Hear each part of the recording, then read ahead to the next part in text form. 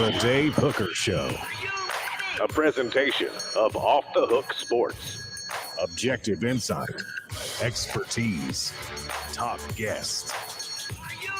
Available on YouTube, Apple, and the Off the Hook Sports app. Download now for free. Also available on offthehooksports.com. I compute and obey. Now to Dave Hooker. Ready. So one of the first things they teach you in the radio biz is not to reference previous technical difficulties because new viewers might not have any idea you had technical difficulties. But I am going to say this really quickly. Coming back from SEC Media Days and having those yesterday. Grrr. And kudos to the one, the only Caleb Calhoun for handling that. That being said, overdone. We will not even refer to the bad TD. The good TD is touchdown. The bad TD is technical difficulties. So it's over and done. Clean break. Here we go, Caleb Calhoun.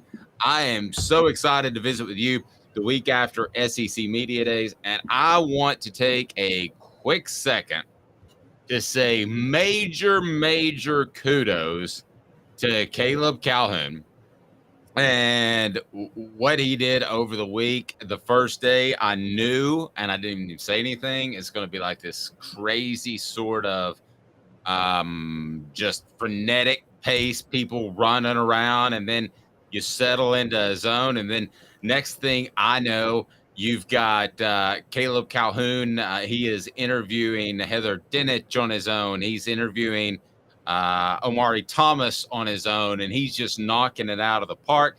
I also want to take a second to thank Caleb Jarreau, who was in the newsroom and turning out Tennessee-related content, and I don't know anybody else that did that. I don't know anybody else that brought you the amount of interviews that we did. I'm incredibly proud of the Calebs and very pleased with the week we had. So that's a TD. That's a touchdown in Nashville, Tennessee. Kudos, Caleb Calhoun, to you, sir. And if you had to pick one word to describe your first SEC Media Days, and it was my 25th, and I even missed a couple because I wasn't assigned to it with ESPN, but I counted it up as my 25th, which makes me old. What did you think? One word to describe SEC Media Days 2023, Nashville, Tennessee. Oh, that's easy. Chaotic. Chaotic. And I mean, by the way, I'm not the only one who thought it was chaotic. There were a lot of people, because it's not in Nashville regularly, that thought it was a little chaotic. That had been there doing it longer than you even, that I talked to, that had thought it was chaotic. No, it was very chaotic, and there were some issues that Nashville I don't think could do much about. There was road construction on the outside, so it was tough getting there every day. But I do think that you've seen whatever COVID may have done, and it canceled the event essentially in 2020. But you've seen the SEC just bounce back. And there were 1,000 credentialed media members. I believe there were about 42 members, including us on Radio Row. They're going to expand that to about 50 when they broadcast from Dallas next week, which we'll be in attendance of. And next year, not next week. Next year. I don't think we have the energy to go to Dallas next week for this. No, we do not. So we have a lot to get to, and looking back, and we'll continue to bring back some of those interviews. And as we continue to kind of revisit, maybe reshuffle some things a little bit, I want to give you my impression of the two Vols that I interviewed. One was Jacob Warren, who, no surprise, was fantastic at the media. He's the Vol Report, brought to you by Bassey Lawn and Garden. He's on that each and every week, so I wasn't surprised. We had some fun because I knew he'd be asked the same old questions. Was it Oppenheimer or Barbie for him? And he said both. And then Joe Milton, you think of these guys, they're on the same team. They're on the same side of the ball. And Joe Milton didn't know anything about Barbie.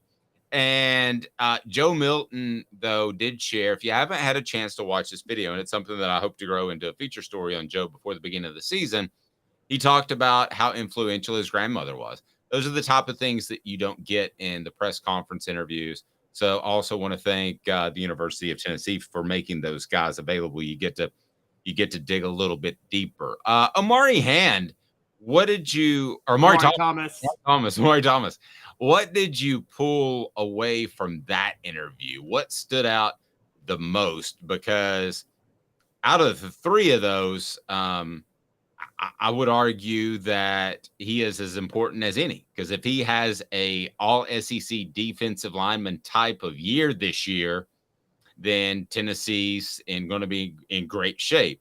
Jacob Warren, because of the receivers they have and other tight ends, could they scheme around him if something happened to him? Yes, we know Nico's behind Joe Milton, but Omari Thomas is kind of like the guy you point to and you say, man, if he came out of the box and he's suddenly a John Henderson or an Albert Haynesworth, this is a different football team. Would you agree with that?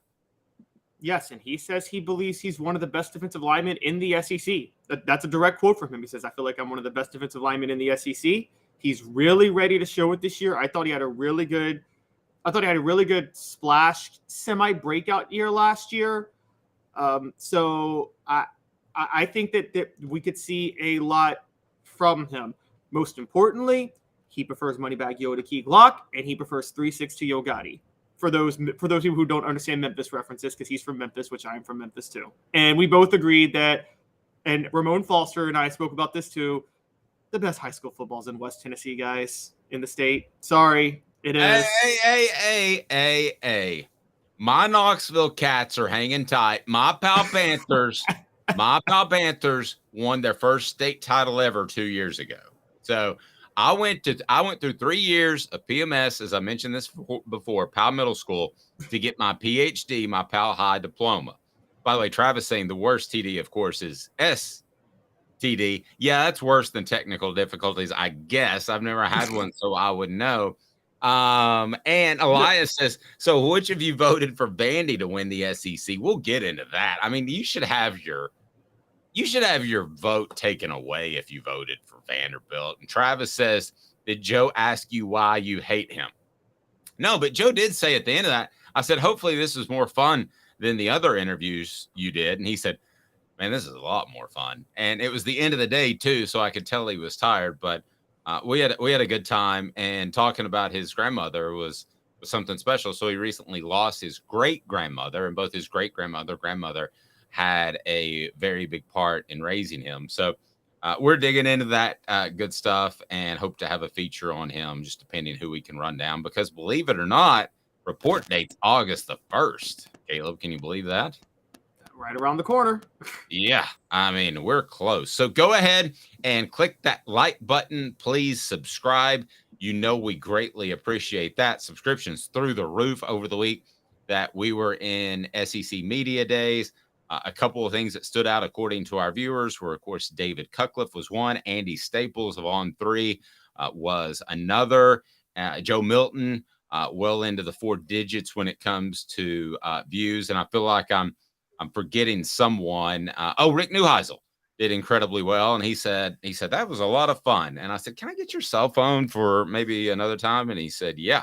So there we go. Let's get to a question that would not be necessarily applicable to this year's Vols, but we have the NFL and their running backs banding together to address the position's reduced financial power. Here's what's happening. Even the Saquon Barkleys, which Caleb, I believe you and I would agree is the air quotes generational running back of the past few years. If you're going to give anybody money, it's him over the past 5 years. But nowadays they shuffle them in and out. It wouldn't be Ezekiel Elliott, and I'm a Cowboys fan, and that's horrible. So has there ever been an irreplaceable Tennessee running back? That will lead us to today's tough question. And today's tough question is brought to you by our friends at Zen Sports. Today's tough question. Take a side. Take a stand. The Dave Hooker Show, a presentation of OffTheHookSports.com.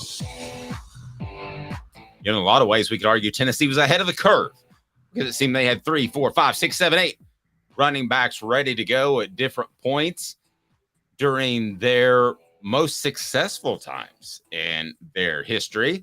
So has there ever been an irreplaceable Tennessee running back? I want your thoughts on the message board if you can. Again, hit that like button, turn your notifications on if you haven't already. So we've got some big things coming up. But today's tough question: has there ever been an irreplaceable Tennessee running back? And it's brought to you by Zen Sports. Zen Sports, the new sports book in Tennessee, revolutionizing the way you earn sports betting rewards. That means no more deposit bonuses that turn into deposit nightmares. On Zen Sports, what you see is what you get. And with their cash rewards program, you get a lot of cash. For a welcome bonus, earn an unlimited 5% cash back on your betting volume for your first 15 days when you sign up with the code HOOKED. That's right. HOOKED, unlimited, 5% cash back. Pretty awesome. Keep betting, keep earning with up to 3% cash back on your betting volume every month. After that, and refer friends to earn a percentage of their betting volume as cash rewards too. Zen Sports is bringing the cash back to Tennessee. So if you bet big on sports, you want to be betting on Zen Sports. Zen Sports betting just got better.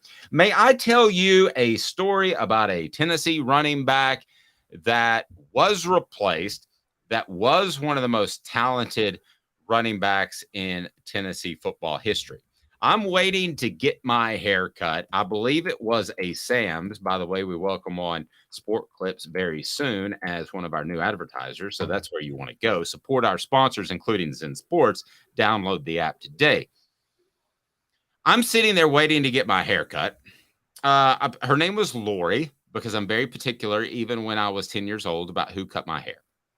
And I'm sitting there and I hear a break-in on WIVK that Reggie Cobb was not available for the upcoming Alabama game. And this was probably a Tuesday-ish because he had failed a drug test. And he would not be available, and he was suspended for the rest of the season. You immediately think, Reggie Cobb, there is no possible way that Tennessee could overcome that. But Tennessee did. And Tennessee was still known as running back U, even without Reggie Cobb, and when he was suspended and essentially dismissed, I guess I should say, from Tennessee. So that illustrates what I believe is one of the best traditions of running backs in the nation, not just the SEC. If you can replace a Reggie Cobb, and they were able to, and you're going to bring up another player, Caleb, that they were able to replace, Tennessee was, you're talking about a pretty incredible group of running backs that Tennessee has had over the past generation. When I say generation, I'm talking about 45 plus years. Yeah, I think that, and that was the proof of how irreplaceable they were. I mean, Tennessee had a future NFL 2,000-yard rusher go down for the year in 1998 and proceeded to still dominate the SEC in rushing and win the national championship. 2001, they had lost. I'm speaking of Jamal Lewis, obviously. Jamal Lewis leaves. Travis Henry comes in. Travis Henry sets the all-time Tennessee football rushing record. Both those running backs go on to be NFL Pro Bowlers. Yet the guy who replaces them, who's nowhere near in their class talent-wise, Travis Stevens, has the best single season in Tennessee football rushing history, going for nearly 1,400 yards in 2001. I'm having trouble looking back in history and finding a time when a running back was irreplaceable. And I'm even going into the Robert Nealon years. Okay, you hear of George Cafago, you hear of Beatty Feathers, you hear of Gene McIver. When George Cafago was dominating at Tennessee in the 30s, they had a 3-time All-American guard in Bob Suffridge, the only 3-time All-American in school history, another guard in Ed Malinsky, and a tackle in Abe Shires. Okay, that's 3 All-Americans he was running behind. Something tells me if Cafago, now I will say Cafago did get hurt in the Rose Bowl of 39 and Tennessee lost to USC that year, but I think that was by far the best team they had played at the same time. So I can't think of a time when a running back was irreplaceable, honestly. No, and Elias had one that would have been in response to Reggie Cobb. So it was Chuck Webb that stepped in the next few years. And if you look at that group in particular, I think Chuck Webb is the best running back that maybe I've ever seen in person. But when he went down, there was a Tony Thompson that I believe rushed for 223 yards in his first game as a starter. Now, a lot of this speaks to Tennessee's offensive linemen, and we don't want to overlook those. I mean, there were tremendous holes, and Tennessee was able to benefit from that. You mentioned Jamal Lewis. They go to Travis Henry. Was Travis Henry a special back that would rush for 2,000 yards in an NFL season? No, but he was a very, very, very good college back, no question, and he was good NFL back. And a good NFL back. Yeah, that's what I was going to say. The one that I think would have been irreplaceable is Alvin Kamara. And the reason I think he would have been irreplaceable is he gave the Vols just enough of a spark that we all know Jalen Hurd was not fit for Butch Jones's offensive system. It was a get in recruiting he felt like he had to have, or it would have looked bad. But Alvin Kamara should have run the ball much more. We all agree. But what is that offense without his 2 or 3 plays a game? He only touched the ball like 9 or 10 times a game, but it seems like he would have 2 or 3 that would at least move the chain or something. So you're more dialed into those years with Butch, because that was the weird part about SEC Media Days is Caleb kept wearing his Bring Butch Back shirt in front of the other ring. I'm kidding. But you were more dialed in. Had they lost Alvin Kamara, who steps in for that versatile role? And how big of a step back does Tennessee take because they're depending on Jalen Hurd, who wasn't a good fit? Alvin Kamara didn't get hurt, but I'm trying to rack my brain of one guy that would be the most difficult to replace. No, actually, that's the thing. I'm pushing back. Even Alvin Kamara. Alvin Kamara did get hurt in 2016. John Kelly came in and was as productive. Now, yes, Jalen Hurd himself was not fit for it, but John Kelly wasn't as fast as Alvin Kamara, wasn't as good in general as an athlete, but in that system was just as productive as Alvin Kamara because the system was Josh Dobbs and Mike DeBoard. And as long as you fit the prototype, it didn't really matter who the running back was. So I have to be honest, even Alvin Kamara, who should have gotten more touches than Jalen Hurd, doesn't necessarily mean he was irreplaceable, because we saw what happened when Alvin Kamara got hurt in 2016. John Kelly actually averaged 6.5 yards a carry in 2016, got over 600 yards. Alvin Kamara averaged under 6 yards a carry in 2016. Okay, so let's talk this year.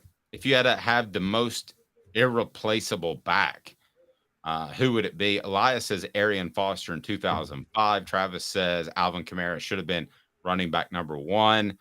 I agree with that. Who would Arian Foster's backup have been? My goodness, I covered that team, and I don't really remember anybody. Ontario Hardesty, maybe? He was hurt. Coker, Lamarcus Coker may have been the backup that year. Yeah. Because Gerald Riggs already went down with a season-ending injury, right? Yeah. I mean, I loved Arian Foster. He hated me, but I loved Arian Foster and what he brought to the game. Hardesty is another one that we never saw the top end because it was so pitiful, and I felt so bad for him. In post-practice interviews, we'd say, "How's your knee?" I mean, we couldn't ask anything else. And at one point, he hurt the other knee. And I can remember saying, "How's your knee?" And he goes, "It's getting better. It's feeling better." And I said, "Montario, I'm sorry. I didn't specify which knee. How's your left knee first? And how's your right?" I mean, he was that beat up. He gave it all for Tennessee. So is there an irreplaceable running back on this roster? I don't think so. I think Tennessee would have to lose 2 tailbacks to feel like that their running back room got bereft or devoid of talent. Jalen Wright's probably the most proven / gifted of the group. Jabari Small's not far behind. We all saw what Cameron was able to do in the spring, which I think means a lot. Let's talk about the rest of the running backs. Khalifa Keith's going to be a short down back, so he's very replaceable if they had to. And then Tobias brings up a great point. If 2 went down, I think Dylan Sampson would make the shift to running back more.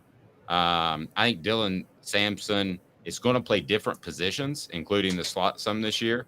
But I think that he would be a full-time running back if 2 went down. It would definitely be Dylan Sampson, who I love his speed and ability. But I would have to take 2 to say that Tennessee's running backs took a hard hit via injury or academics or whatever else. I don't think there's an irreplaceable guy on the roster this year. Do you? No, and I still didn't even know if 2 went down, they'd be irreplaceable. I mean, last year, Josh Heupel didn't have a power back. All he had to do was move Princeton Fant over and put him at running back and use him as the power back. And this is the problem with running backs in the NFL. And this is what people don't get. And Dave, you might find this interesting, but I read a great tweet thread last week.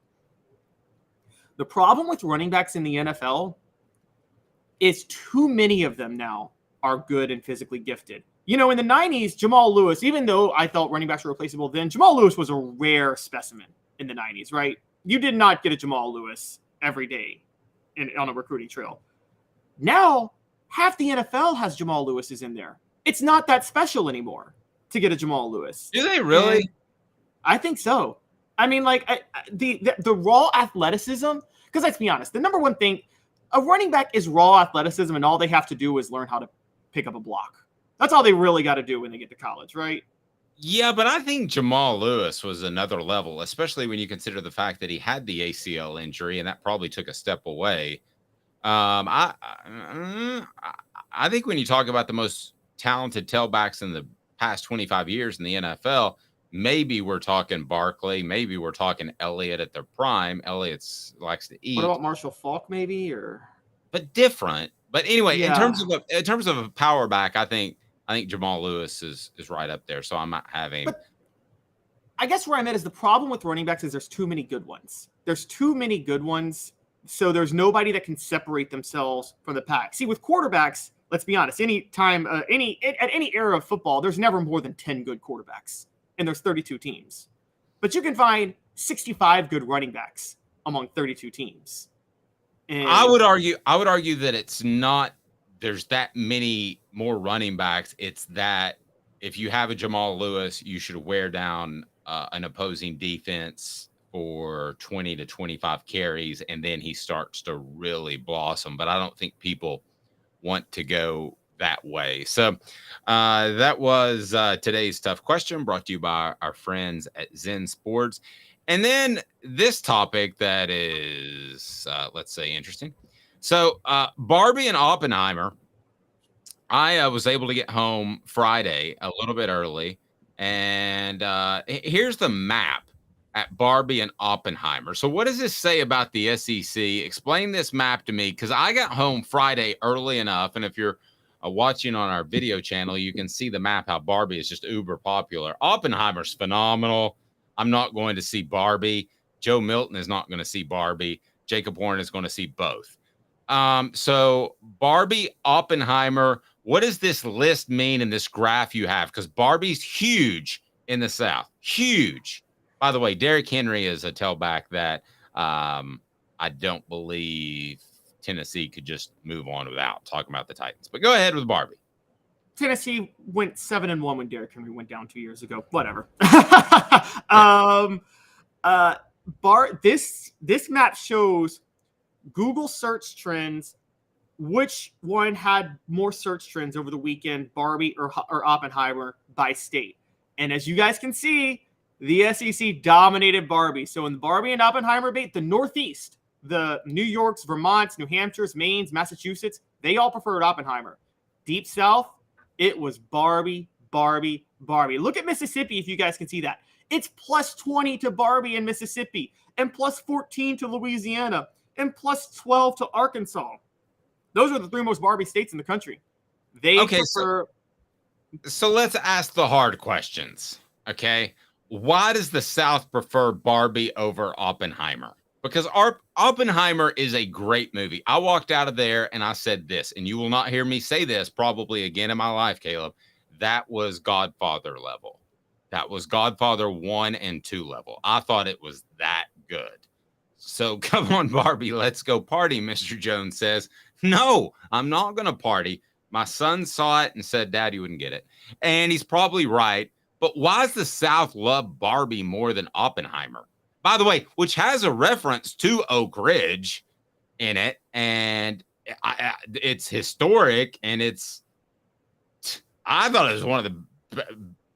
I'm not ready to say top 10 yet, because I like these things to sink in and see it twice, because there are a lot of names, you know, you got to put together. Like the second time you see The Godfather, you're like, oh, I get it. But it's right there. It's definitely top 25 movies that I've ever seen of all time, and it's probably going to end up in the top 10 when I mull over it. So why in the heck does the SEC care about Barbie? When I interviewed Amari Thomas, by the way, Amari was pro Barbie, and I wonder if in the world. Do you think this tracks with like the percentage of people in a state that have college degrees? Like, do you think like the more college educated a state is, the more pro Oppenheimer it is? Because that would explain why the Northeast is so pro Oppenheimer, wouldn't it? I don't know. No, by the way, most pro Oppenheimer was New Mexico plus 16 because Oppenheimer basically took place in New Mexico. Yes, but here's my thing on the Barbie thing. I understand that it's supposed to be a satire over the. I understand all of that, and we're not going to get sidetracked on movies for a long time. As a matter of fact, I'm about to move on, but I understand it's supposed to be a satire and you're supposed to get it. And it's not just about Barbie having fun in her playhouse. Okay. I get that. I understand. But still, who would rather watch that in the South than Oppenheimer, which if they hadn't have found the minerals in Oak Ridge is barely a train stop between Knoxville and the next place you're going. I mean, how can you not? I don't understand how you can't like Oppenheimer. I will say I'm going to say this. Barbie is based on a true story, Mr. Jones says. It's called. I think that's called sarcasm. Oh no, the best one is still Elias. You got to put that one up. A Barbie watch party with Coach O. Hey, what's going on, Barbie? No, but pretty good. Barbie like I'm with Ken. And Coach O like, that don't matter. What does that matter? Yeah. I hate the fact they don't serve a Red Bull at the front, so I brought my own. And maybe something else to go with it. Now, Travis does give us this. Margot Robbie is uber hot, but let's face it, Oppenheimer is an intelligent crowd. Margot Robbie is super hot. She is super hot. Some people were saying she was mid last week, though. She was what? Mid. Oh, I got to teach Dave about what does mid mean? Mid is the new word for basic. Oh. Well, everybody turns basic at some point. Hell, I passed basic 20 years ago. So I don't know. Are you just saying in your prime you were way above basic, Dave? I'm saying in my prime Could you have played Ken? No. I'm saying in my prime I was well done. And right now, if going the other way, I'm like mid rare, the way I order a steak. Was that a reach? Medium rare is better than well done. What are you talking about? I agree, but I'm just trying to use the do the reverse. By the way, just from a football perspective, since Ryan Gosling played Ken, y'all never forget that before he was Ken, Ryan Gosling was an absolute liability at cornerback, and remember the Titans. True, he was. We all got that one guy, don't we, on our high school team we look back at, and I'm not going to say his name publicly, but I know who it was, and the reason that the Powell Panthers didn't win a championship in 1991 was one dude that they just absolutely went after. But we've all got that guy. That guy's Ken, in my opinion. All right, coming up, ranking every member of the Vols staff by importance, and Caleb Calhoun has done this on offthehooksports.com. So we'll do that. And I just want to thank everyone with the kind notes they passed along with the SEC Media Days coverage. I'll just go ahead and tell you, adding this whole, I don't know what they call it, video aspect is a little bit more difficult than you might think. And without Caleb Calhoun, it would have been just a fiasco. But Elias says, bunch of dudes saying Margot Robbie is like a 5 out of 10. And then he says, but they're almost all 2 out of 10 dudes. Exactly. Like, let's be honest. There's some females in the world, and the females listening, I would like your input. There are a couple of females that I got that I have been absolutely starstruck around. And you know, Caleb, I can talk to anybody, right? But I did get around. Layla Kiffin was one that I was like, oh my gosh, she's wearing heels and stuff. And in person, it was stunning. It was stunning. And I've been around the other half the reason Tennessee hired him. They're like, we want Layla Kiffin recruiting in Knoxville. And not a bad idea. Not a bad idea. Tennessee's most important coaches coming up next. He's Caleb Calhoun. I'm Dave Hooker, Off the Hook Sports. Sun, sand, and salt water, the beach is a very relaxing place. Unless you wear contacts. Ow! Open your eyes to the best the beach has to offer with LASIK vision correction from Campbell Cunningham Laser Center. Ah. Hi, Mike Davis here with City Heating and Air, reminding you to always dare to compare. Our team provides quality local heating and air service, installation, and maintenance across East Tennessee. We use only the best equipment like American Standard heating and air conditioning for your residential, new construction, or commercial needs. Honesty, dependability, and customer satisfaction have been the cornerstones of our business since 1961. City Heat and Air. Dare to compare.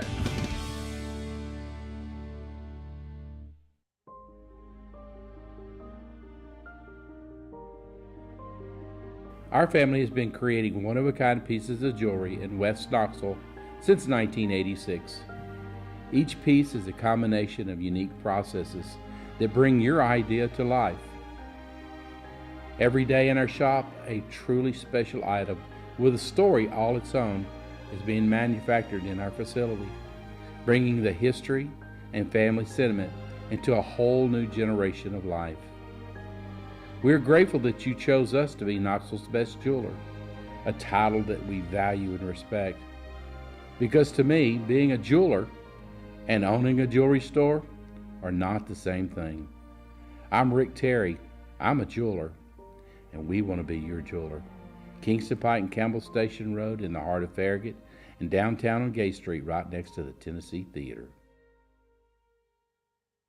When you want a hard cider that's easy to enjoy, one that's crafted to perfection, you need Tennessee Cider Company. Some say it's the signature cider of the South. Others say it's the cure to your craving. They all say you'll savor every sip. With a selection of ciders free to sample, all it takes is one taste. Visit tncidercompany.com for more information, as well as to shop our ciders and merchandise online. Thirsty yet? Doors open at 10 a.m. You're listening to The Dave Hooker Show, a presentation of OffTheHookSports.com. The internet is full of pictures of each and every one of you. Available on YouTube, Apple, Spotify, and the Off the Hook Sports app. Download now for free. Is there nothing you people can't do? Also available on OffTheHookSports.com.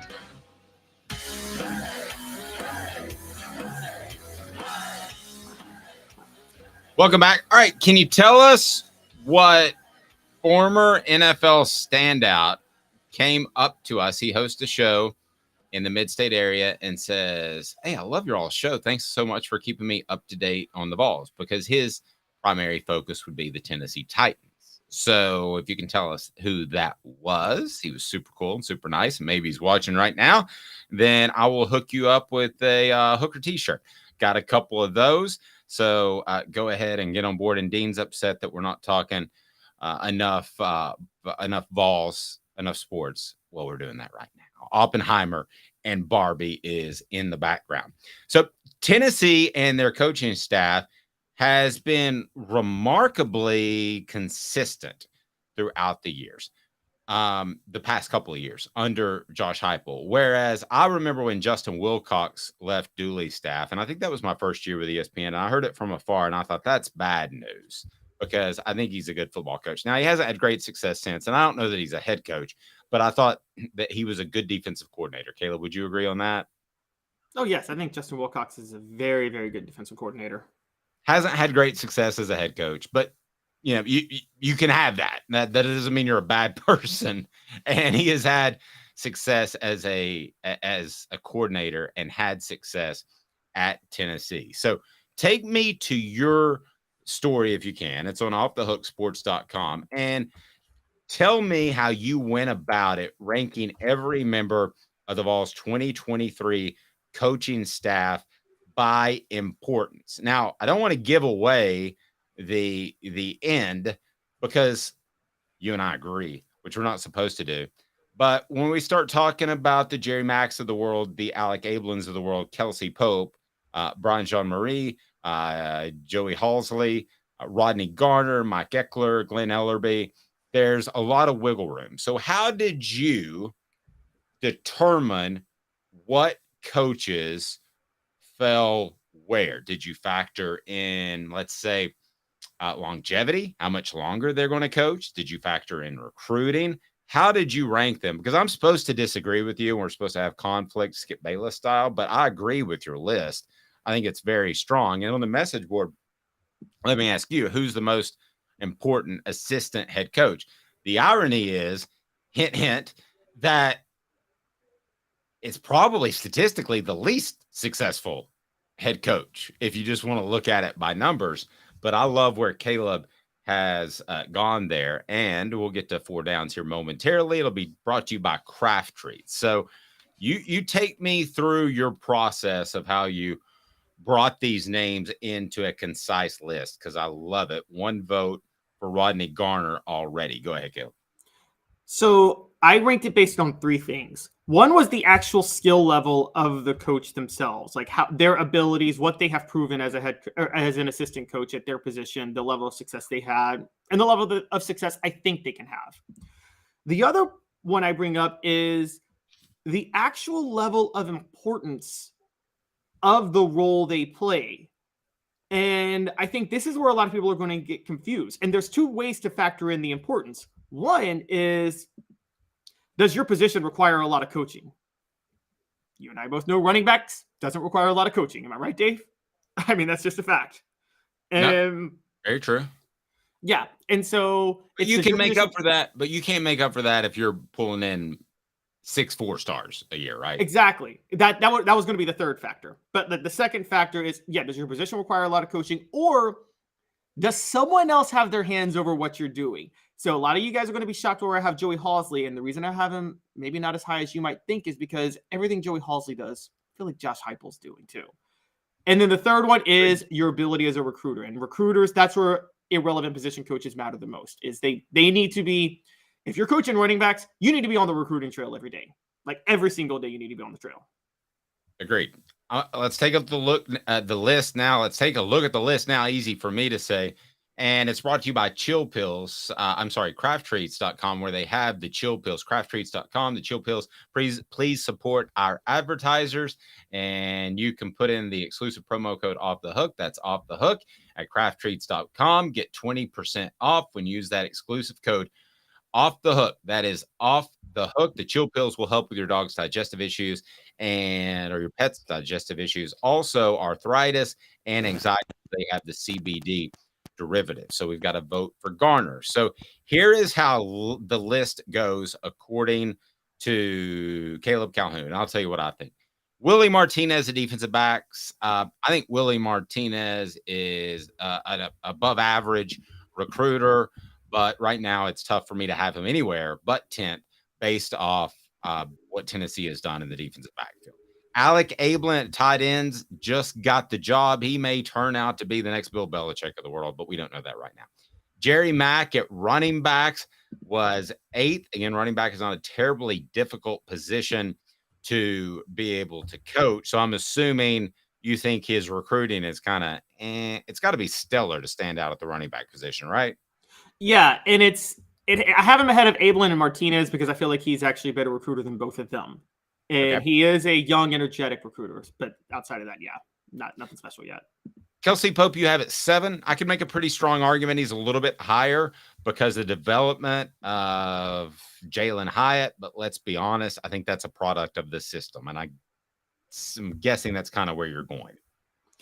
Yes, I give him more credit for Cedric Tillman, and he was an all-field analyst at the time, but Cedric Tillman will be the first to tell you that Kelsey Pope really developed him. Pope is an expert at developing wideouts. The next step for him is to prove he can actually bring in top receiver talent on their trail.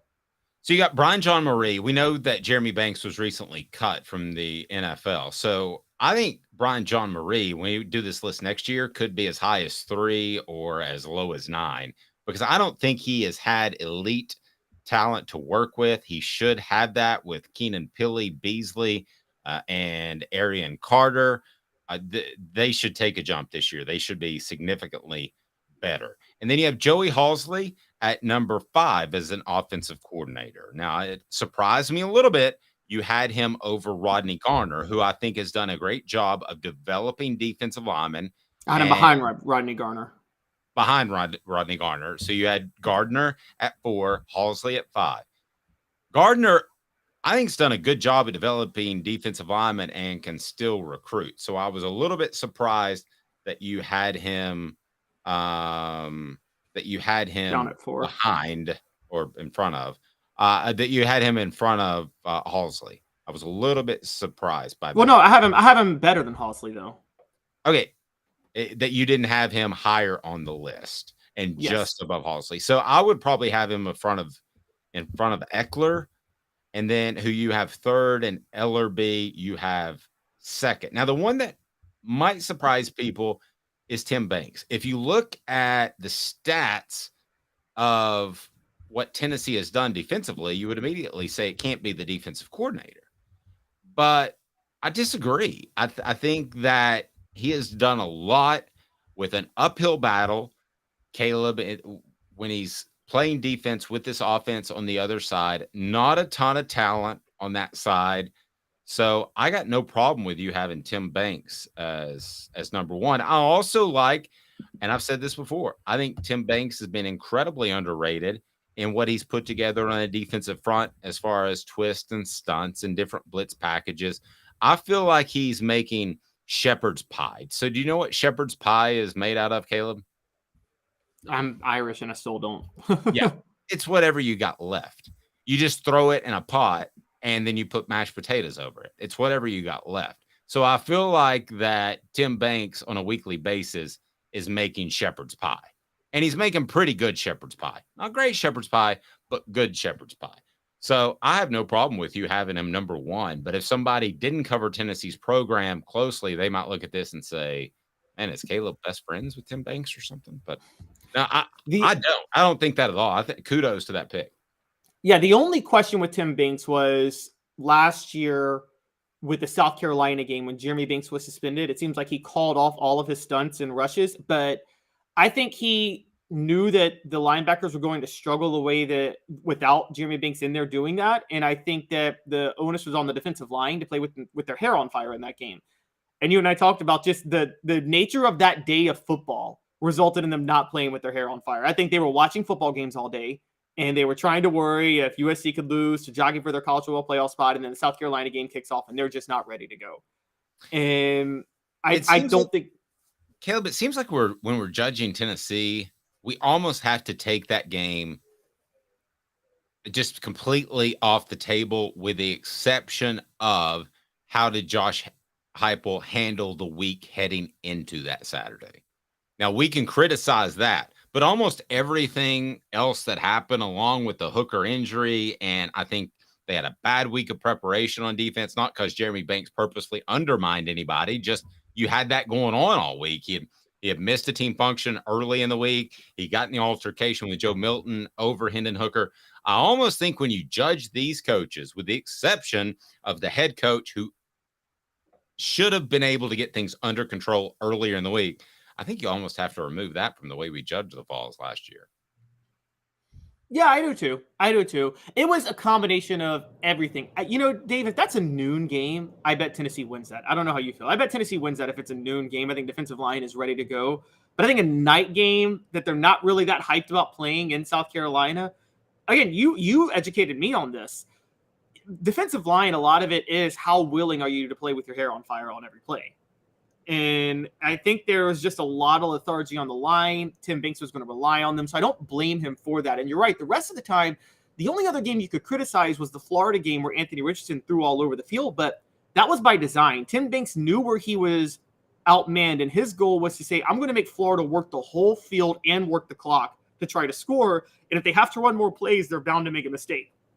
And there was that Anthony Richardson fumble in the second half. And if Tennessee special teams does its job, then Florida's not in that game in the end.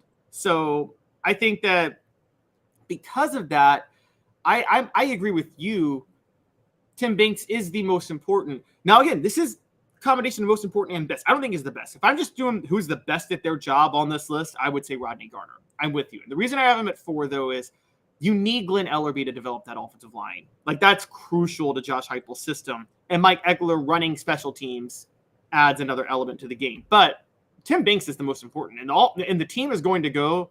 We know Josh Heupel's offense is going to be there. This team is going to go based on 2 things this year, which is Does Joe Milton have the accuracy concerns under control? And does Tim Binks do his job well? Yep. Let's get to 4 Downs right now. 4 Downs is brought to you by our friends at Craft Treats. Use the promo code Off the Hook. Get 20% off, including those CBD treats for your pet. The promo code Off the Hook saves you 20%. You can use it again and again. Support our advertisers. We greatly appreciate that. 4 Downs. 4 questions. 4 answers. The Dave Hooker Show. 4 Downs. A presentation of OffTheHookSports.com. First down. Which Tennessee assistant that we just mentioned will have the best overall career? So counting what they've done now, and then when Off the Hook Sports celebrates its 20th anniversary in 2042, and Caleb's running this thing because I've been dead a long time, which Tennessee assistant coach will have the best overall career? First down. I'm going to say, I think Alec Ablin. I think he's a rising star. How'd you do that to me? That's who I was going to pick. Ha! Sorry. All right.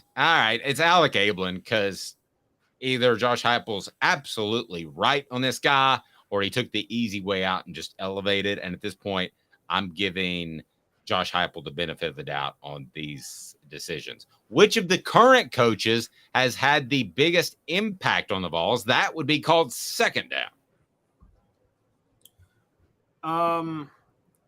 I would say it's Rodney Garner, just because of the recruiting and what he's done with the defensive line. I would argue Alex Golish, but he's gone.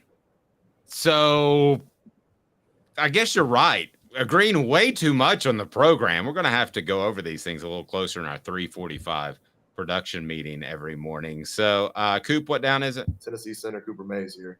Third down. Which of these coaches that we have mentioned is most likely to leave? Will be the first to leave. That will be Willie Martinez, because I don't think he's going to like the lack of respect he's getting from people like me, and I don't think the staff themselves really respect Willie Martinez that much. I'm going to say Alec Ablin because I think that he'll get an opportunity to be an offensive coordinator, not a head coach like Golish, but get an opportunity to be a head coordinator, to be an offensive coordinator, not a head coach, but an offensive coordinator. I could see that happening if Tennessee has 2 more good years offensively, especially 3 more good years offensively, as you would expect that they would have with Nico waiting in the wings. I wouldn't surprise. So do you think? Go ahead. Do you think Ablin will be hired as an offensive coordinator before Hausley is hired as a head coach? See, that's the direction I was going to go. I was going to go that Hausley is going to be viewed as, hey, you're just there while Josh Heupel runs his offense, where somebody like a smaller school could pick an Ablin and say he can bring a lot over, but you don't have to make the commitment as a head coach. So Ablin would be for somebody who wants to run the offense, but doesn't want to but doesn't trust the head coaching ability. They just believe in the offense itself. Right. It's it would be like when Tulsa hired Gus Malzahn as the offensive coordinator, and they were number 1 in the nation in offense for 2 straight years. That kind of hire, a Tulsa kind of hire, says, I think this Ablin guy may be something. All right, which coach has the best year this year? And a lot of the recruiting's already in the barn, so we can start to lean towards what coach has the best year this year. I'm going to go ahead and throw mine out there. Based off what we think about him, I'm going to say that it is the guy that we've kind of banged up on a little bit, and I think it's Mike Eckler. I think as linebackers coach, and if you want to throw Brian John Marie in there as well, because Eckler does a lot of special teams in the outside linebackers, but there's really only one outside linebacker nowadays. So I think it'd be one of those two at the linebacker position. I think Tennessee goes from very average to pretty good at linebacker with Carter and Peely and Beasley. So I will say those 2 are the most likely to jump up on the list when Caleb does this list next year. So the 2 people running the linebackers, Brian G. Mary and Mike Eckler? Yep. It's your list, so whoever you decide to give more credit to. Yeah. I think it's going to be the same person who got it last year. I think it's going to be Kelsey Pope. I think you're going to see another emergence of new receivers that are all superstars this year. Yeah. All right. Go ahead and hit that like button, hit subscribe. We greatly appreciate that. Also, we'll have the Celebrate 98 series coming up very soon. If you haven't checked out Dante Stallworth, he was fantastic. And this just really frustrates me, and it makes me think of the Heisman vote, which I take very seriously. I do. Caleb can tell you, I do like 4 or 6 hours of research before I send in my Heisman vote. Apparently, nobody did any research whatsoever into the league that they cover, because Vanderbilt received 4 votes to win the SEC. 5? They were tied for 4th most. What was he thinking? Release the hounds. The Dave Hooker Show. Keep cool. A presentation. How does that happen, Caleb? How does Vanderbilt receive 5 votes to win the SEC? I mean, I'm all for people having different takes and that sort of thing. And if you want to pick South Carolina to win the East, at least you could make an argument for that. If you want to pick A&M to win the West, you could make an argument for that. You and I wouldn't agree with either.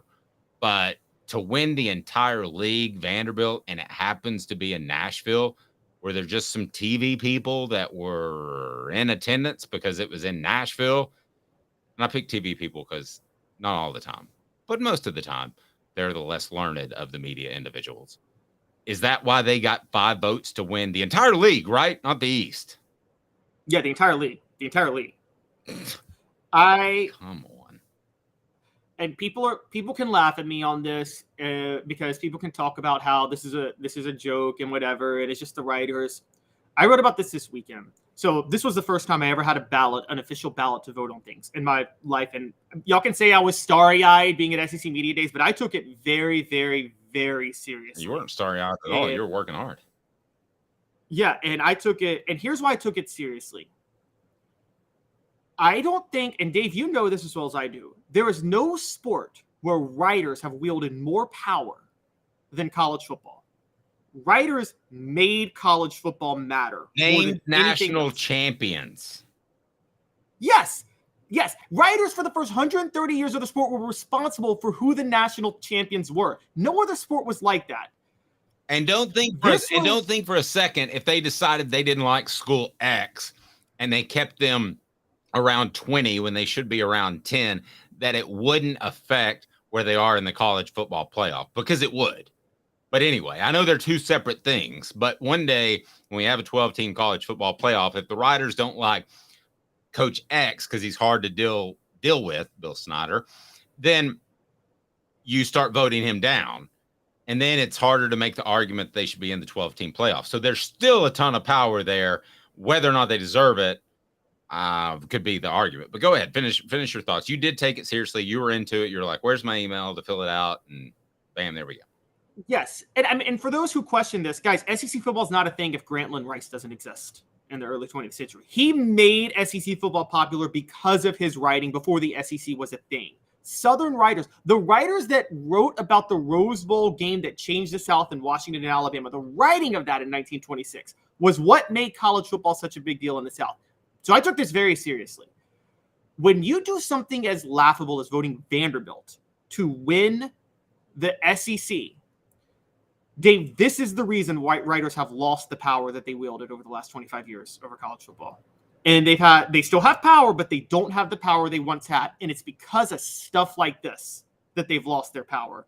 And who can blame the powers that be in college football to say, why do we have we all laugh at the NCAA and these institutional norms of college football, but they have every right to sit there and say, why should we leave the power in the hands of these writers who are so political with everything they vote on, either as a troll or their feelings on something, that why should we leave the power in their hands? And they have taken so much power away from the writers, and they're going to take power more away. And the AP poll is a huge, fun part of college football.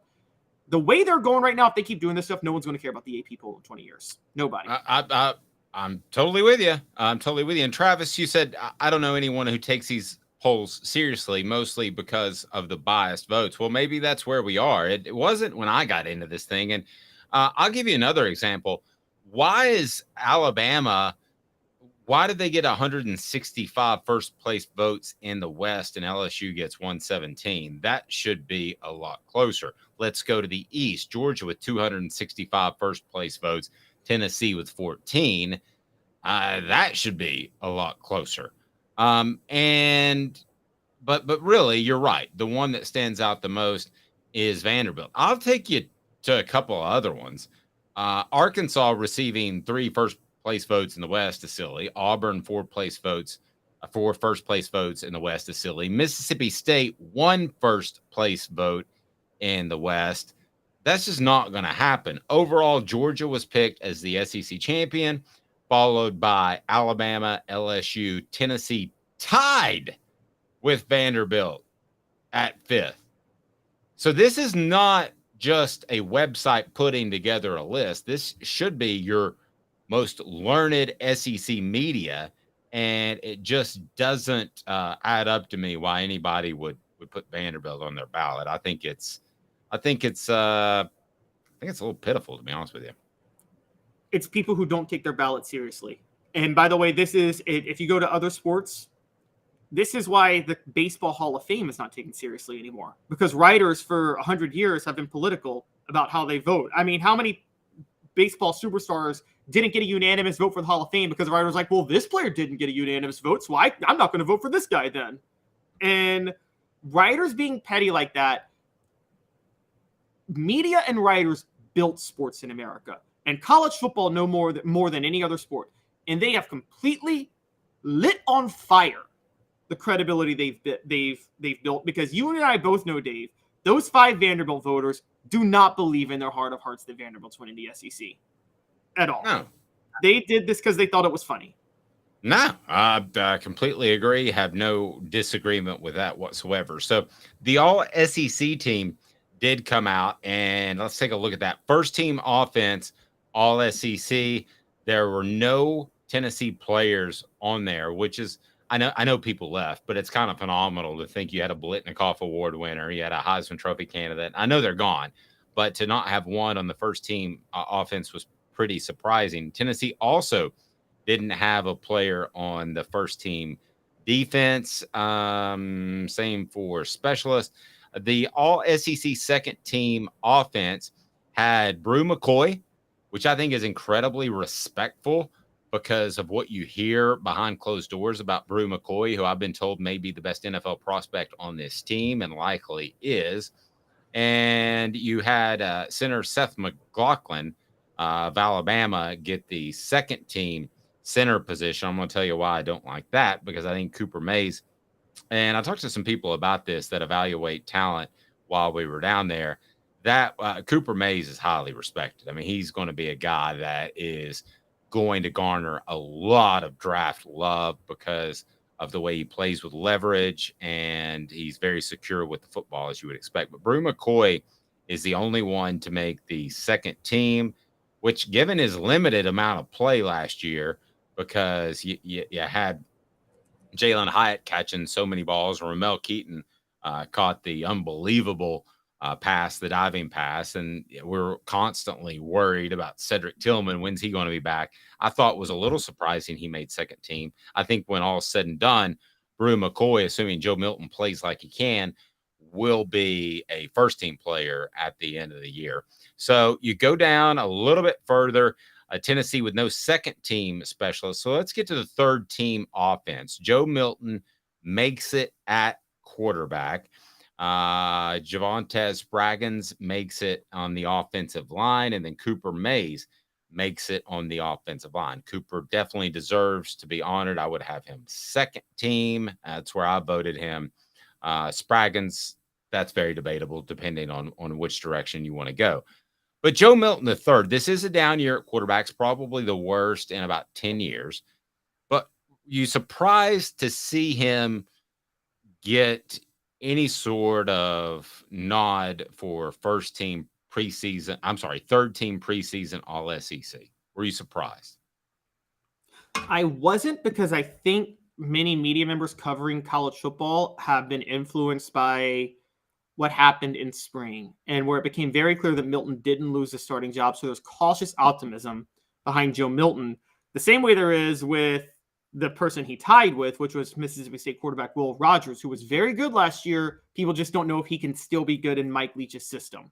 So I understand why there was kind of that. I understand how they could be tied for third team together. What surprised me was the overall number. So Tennessee was technically tied for 7th in terms of all SEC players with 4 in the SEC. But Dave, you know this. There's all SEC numbers and all SEC representation. If you factor in like weight more heavily first team versus second team versus third team, Tennessee was 11th in all SEC representation. Like, I don't think anybody thinks they're going to be one of the 4 worst teams in the conference this year. So as media members, do we need to evolve our thinking a little bit? Do we need to include the Dante Thorntons of the world, the Keenan Pilleys of the world, those transfers that teams take in that have had success at other schools? That's asking a lot, because a lot of these are beat reporters who just cover one school. We pride ourselves in having a working knowledge of several schools, primarily Tennessee, as you would imagine. But I don't know that you'll see transfer portal guys make it in based off pretty much tradition. But if you wanted to make an argument for Keenan Pilley, or in particular a Dante Thornton, I think you could certainly do that. What player, though, not that was a transfer, deserves to be on one of these lists that is not currently?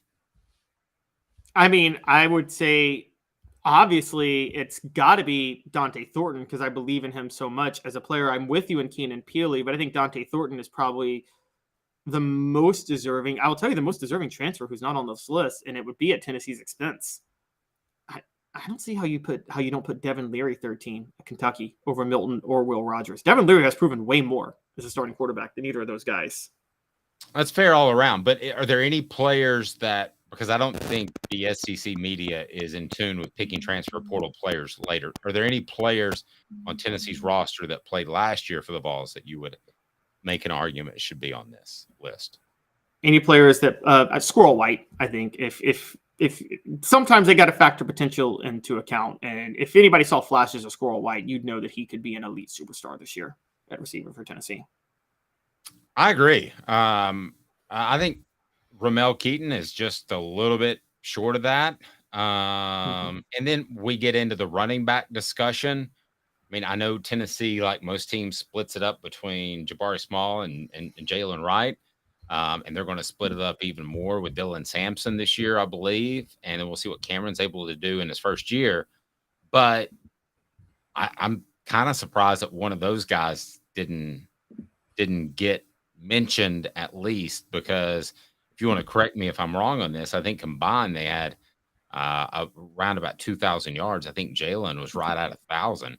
So to me, if you have 1,000 yards the year before, you should certainly be on this list. I don't have a problem with Jaden Daniels being the first team quarterback, because if you ask most people who's the best quarterback in the league, most people would say Jaden Daniels. I even asked some people, would you take Jaden? And also because we're all closeted LSU fans on this site, but you know. That's not true. But I asked him, I said, if you were to take Jaden Daniels or Hendon Hooker going into this year, that was about 60-40 Hendon Hooker. There were some people who really liked Jaden Daniels' upside. So I'm not surprised that Joe Milton was third. I personally would have him over KJ Jefferson. I realize that KJ Jefferson has done more, but I just listen, when we're having a conversation of these guys going on and playing pro ball in about 120 days, KJ Jefferson may be in the conversation. Joe Milton is going to be in the conversation unless something goes incredibly awry. Yes. And also, you really have to question KJ Jefferson without, I think Kendall Briles is gone now, and I think Dan Enos is there, right? So you really have to question KJ Jefferson this year. So it's hard to know what's going to happen with that. All right. So, but any other player you think, give me 3 players that will be on the postseason list that aren't on the preseason list. From Tennessee? Yeah. And I'm going to go first. I'm going to go Dante Thornton, Squirrel White. And then I'm going to go, and then I'm going Beasley and Peely. So I really picked 4. 2 linebackers? Both linebackers are going to be all SEC, Yes. man? I think, well, and here's the other thing that works against me is they just do 2 teams after the year. They do 3 teams before the year. So I might get burned on this one. But, yeah, that's where I'm going. All right. I'm just going to say, I'll actually take a stand and I'll say Squirrel White. And I was a Dante Thornton believer before spring practice, but my list is fluid and Squirrel White did not give up the slot job so it's going to be Squirrel White for me. Gerald Mincy at right tackle, I think is going to shock a lot of people. And then I got a freshman going on there, Jordan Matthews at cornerback. Wow. Not even thinking about Ricky Gibson. You're just good with Jordan Matthews. You know, I love Louisiana kids. Yeah, you do. All right. So greatest season. Mr. Jones says Jabari Small should be on there. Travis says KJ Jefferson equals Josh Booty. I don't hate that comparison. Actually, 2 minutes. Greatest Tennessee football seasons by a quarterback in its long, illustrious history. 2 minutes, and we'll get to that. Stay tuned. Caleb Calhoun, Dave Hooker, Off the Hook Sports. To own the more that owns every job, then get to Vassy Lawn and Garden in Cleveland and get you a Toro. I'm David Vassy, here to talk to you about Toro. With a Toro Zero Turn, you'll get more out of every minute and you'll reach the finish line faster. At Vassy's, we like to say, no matter if you're mowing 3 acres a week or 11 lawns a day, homeowners and business owners alike find confidence in equipment they can trust from top to bottom. Vassy Lawn and Garden, Highway 60 North in Cleveland. Man alive, it's worth the drive. Hi, Mike Davis here with City Heating and Air, reminding you to always dare to compare. Our team provides quality local heating and air service, installation, and maintenance across East Tennessee. We use only the best equipment like American Standard heating and air conditioning for your residential, new construction, or commercial needs. Honesty, dependability, and customer satisfaction have been the cornerstones of our business since 1961. City Heat and Air. Dare to compare.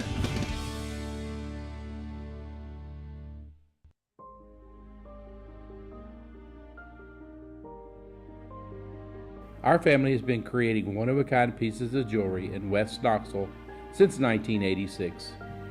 Each piece is a combination of unique processes that bring your idea to life.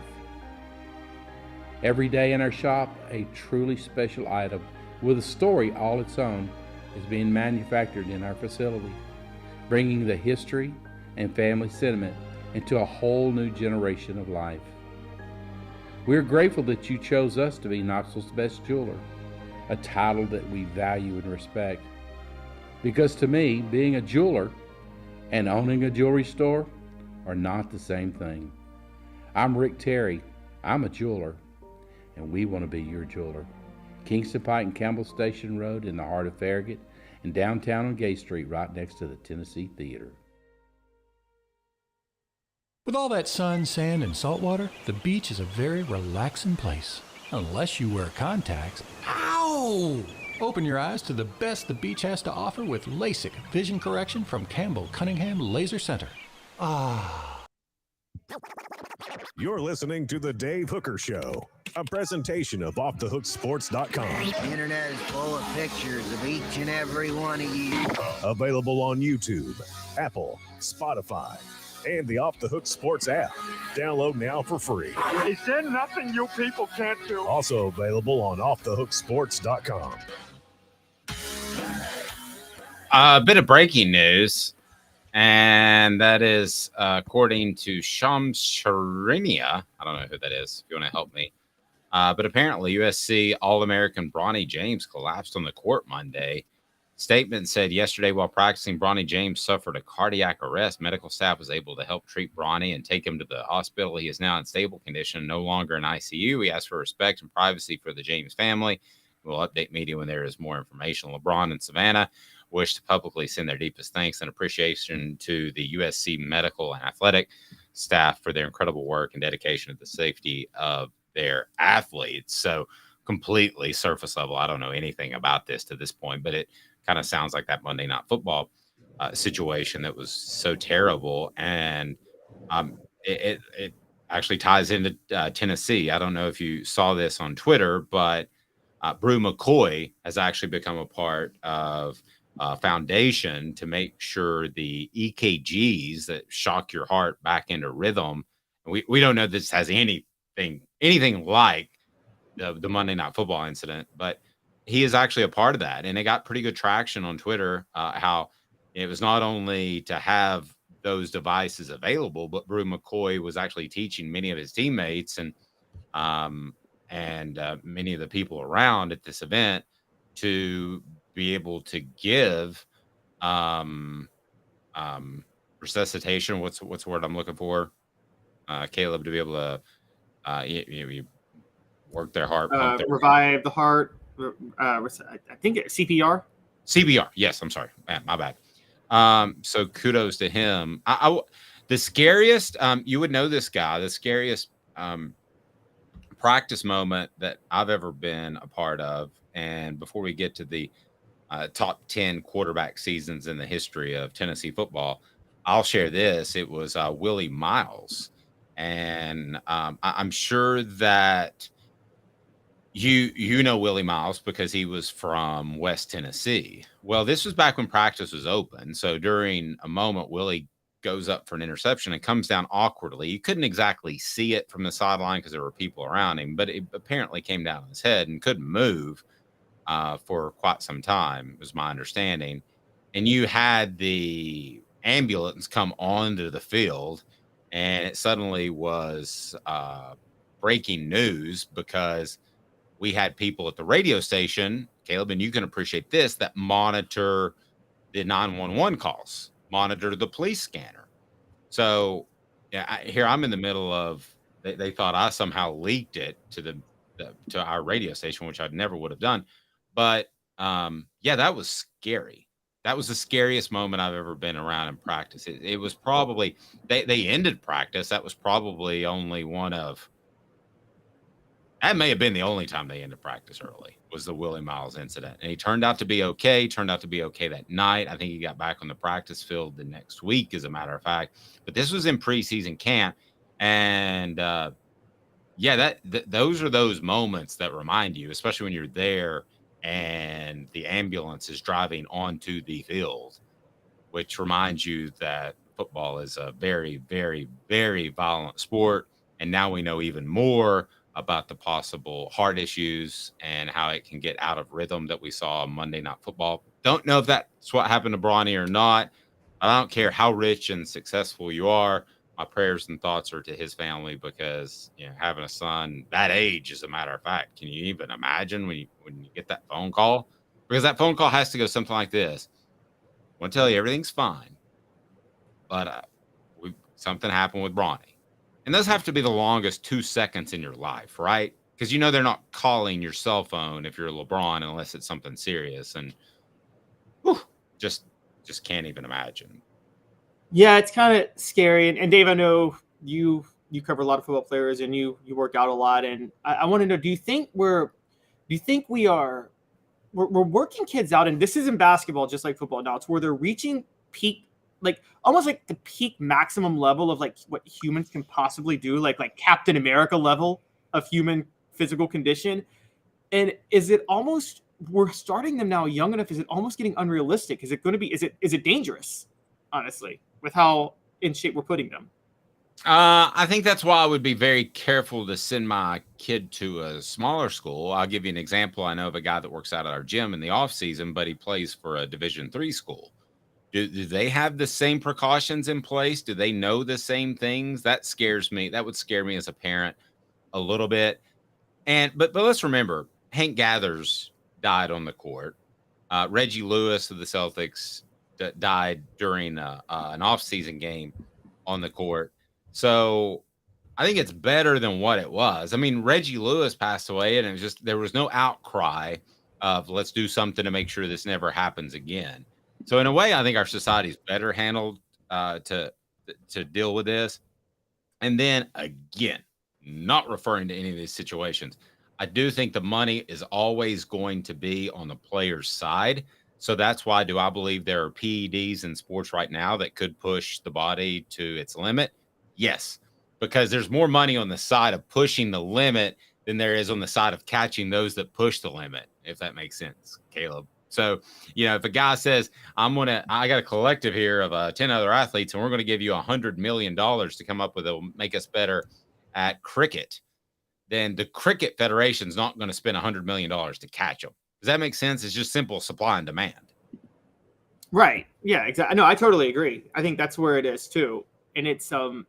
Then you bring up, this was something else totally, because it was self-inflicted, but the Limbias death off the court was that's where there was an overreaction in this country, where one person did cocaine in this country, said, let's do these draconian drug laws that lock up nonviolent criminals for the rest of their lives after that. And it was probably impetus to that, but certainly it was on that direction. I think Nancy Reagan had us on that direction, but that's a whole different show for another day. Yeah. All right. 10 greatest season by a Tennessee quarterback. We love to do this. Smoky hot takes as we look back over the years, as the Vols have had quite the history with quarterbacks. So here's what I did. Do we have your story up on offthehooksports.com? Because I purposely avoided it because I wanted to play. All right, I got it up now. Okay. All right. So I'm not going to look at it, but I'm going to tell you in my lifetime, and we're talking 10 greatest seasons by a Vols quarterback, I would go last year, Hendon Hooker. I would go 97, Peyton Manning. And that's pretty much it. As I go back as a fan to the late 80s, I'm sure I'm missing one or two, but let's take a look at your list if you want to count them down, and then go ahead and get on that message board and tell me what was one of the greatest seasons you ever saw by a Tennessee quarterback. So I kind of got those as my two that I believe stand out. So let's unveil your list. It's on offthehooksports.com, and you can kind of go through that with us. And when you talk about the 10 greatest seasons, you had number one, Peyton Manning, 97. And I'm looking at this for the first time. I purposefully. Do you want to count down, build up to the top ones? Well, no, because I want to kudo myself on saying I got the top two. Okay. And then you got Hendon Hooker 2022. Now we'll count down. So you start with a guy that had a whip. If he had a David Cutcliffe in his life, he's probably winning Super Bowls and an All-Pro. And his name kind of sounds like Tom Brady, except it's Tyler Bray, same initials. Yeah, this was very, very hard for me to do because Tyler Bray had the worst intangibles, the worst leadership qualities, and the most apathetic approach to the game. He was the Jamarcus Russell of Tennessee football. And I don't know that without the scissor problem. Without the scissor problem, didn't care whether Tennessee won, didn't care whether they lost. But I can't ignore the stats in 2012. That is, outside of Peyton Manning in 97 for a pocket passer, the most productive year statistically a pocket passer has ever had at Tennessee outside of Peyton Manning in 97. And so I put it on the list because it's not necessarily his fault that Tennessee went 5-7 that year. He didn't hire Sal Sinceri to coach the defense. True. So, Mr. Jones says T. Martin, 1998. I'm putting that third on my list. Here's a couple of reasons why. Because as you'll read in the Celebrate, I know, but as you'll read in the Celebrate 98 book that we're going to have coming out very shortly, and excited about that. It goes to publisher next week. But T. Martin could have done more, chose not to do more without griping about it because they didn't feel like he was ready to do more and wanted to be more of a running football team. He also had the big play against Syracuse that converted in a first down, the run. He had a couple of other key runs that year. So the fact that I believe he could have done more, he just threw for 2,100 yards, could have done more. I would have him higher on your list. But yes, probably 3 is a little too high. 8, Casey Clausen, 2003. That was kind of the last year, if you covered Tennessee football or followed them closely, that you just kind of thought Tennessee would have elite, ice in their veins quarterbacks for the rest of the duration of the program. And as we've learned, that's not necessarily the case. But Casey Clausen in 2003, why? Well, I debated between 2003 and 2001 Casey Clausen. 01 actually technically was a little bit more efficient of a passer, But 01 had Dante Stallworth, Kelly Washington, Jason Witten, and the SEC's best running game. Casey Clausen had you remember this, 03, who was his best receiver? It was a converted quarterback. And he had no running game that year whatsoever because Jabari Davis was his feature tailback for most of the year, who wasn't that good of a running back, honestly. And so I think that Casey Clausen, he was the offense in 03. I mean, it was really just him by himself carrying that. And he threw 27 touchdowns. Again, one of the most productive years statistically, threw for 3,000 yards. So that was enough for me to put him in the top 10, 03. Yep. Peyton Manning, 1995. That was his breakout season. You stop me when you want to jump in here. Heath Schuler in 1993. That wasn't David Cutcliffe's type of quarterback as we saw moving forward with the Mannings, but he was fantastic in that year. Then you have Eric Ainge in 2007. You talk about a turnaround. You get David Cutcliffe back involved. And I think it was really simplified. I think it's what Texas A&M is hoping Bobby Petrino will do as the offensive coordinator there. It just kind of simplified everything in 2007. Didn't try to be too cute. And they had better talent than most of the teams they played. And Eric Ainge would have been one of the players that was more talented than most of the players he played. Well, yeah, and also you got to remember that 07 year, Eric Ainge lost his go-to receiver in Robert Meacham. And Tennessee's best receiver in 07 was Lucas Taylor, and no one's going to confuse Lucas Taylor with one of the best receivers in Tennessee history. Yet he gained 1,000 yards that year, and I think he gained 1,000 yards because of Eric Ainge's accuracy. And the big story with Eric Ainge that year, Dave, do you remember? I think that's still the least sacked team in SEC football history because Eric Ainge got rid of the ball so quickly. Yeah, no, I think you're right. I think that still sticks in there. I think that record's still there. Now, you had Hendon Hooker 2021. Then you had Joshua Dobbs 2016 at number 3 before we get to Hooker 2022 and Manning 97. So talk about Hooker, Dobbs 21, 16 respectively. And then we had a question on the message board about Jonathan Crompton that I want to address.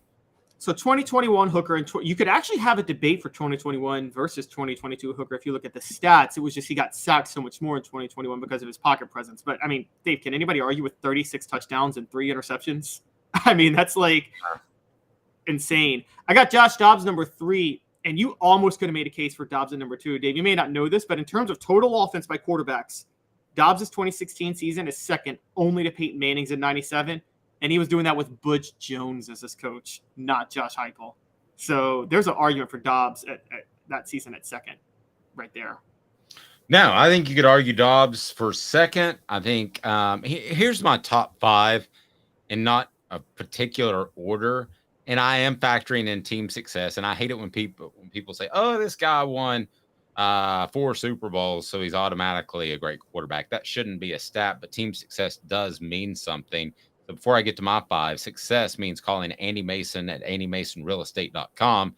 You've got the number there. You've got the form fill where you can get the best service, the best prices in East Tennessee. I'm proud to tell you about andymasonrealestate.com. If you have any sort of real estate move that you need to make, best service, best prices in the biz, andymasonrealestate.com. Support our advertisers so we can keep coming to you each and every weekday at 10 a.m.